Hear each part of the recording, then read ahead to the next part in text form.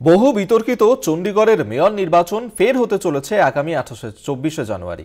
কংগ্রেস ও আম আদমি party হাত তুলে ভোটাভুটি চাইলেও রাজ্য নির্বাচন কমিশন গোপন ব্যালটে ভোট নেওয়ার কথা ঘোষণা করেছে। গত বছর মেয়র নির্বাচনে বিরোধী দলের কাউন্সিলরদের ব্যালট বাতিল করায় রিটার্নিং অফিসারের বিরুদ্ধে পক্ষপাতিত্বের অভিযোগ ওঠে। তুমুল বিতর্ক শুরু হয়, যার জল শেষ পর্যন্ত সুপ্রিম কোর্ট পর্যন্ত পৌঁছায়।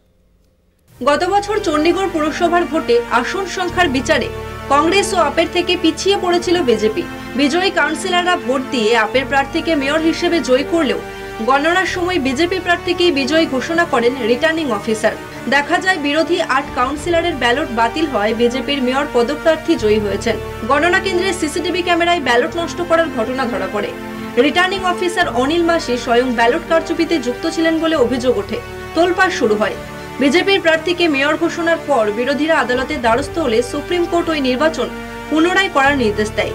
সেই অনুসারে আগামী 24শে জানুয়ারি ভোট হতে চলেছে চণ্ডীগড়ের মেয়র পদে। তবে এবারেও বিতর্ক পিছু ছাড়েনি। আপ ও কংগ্রেসের পক্ষ থেকে গতবারের তিক্ত অভিজ্ঞতার জেরে হাত তুলে ভোটাভুটির দাবি করেছিল, কিন্তু নির্বাচন কমিশন গোপন ব্যালটে ভোট নেওয়া হবে বলে জানিয়ে দিয়েছে। এখন দেখার নিজেদের ওই দাবি নিয়ে বিরোধীরা ফের আদালতের হস্তক্ষেপ চায় কিনা। কলকাতা টিভি।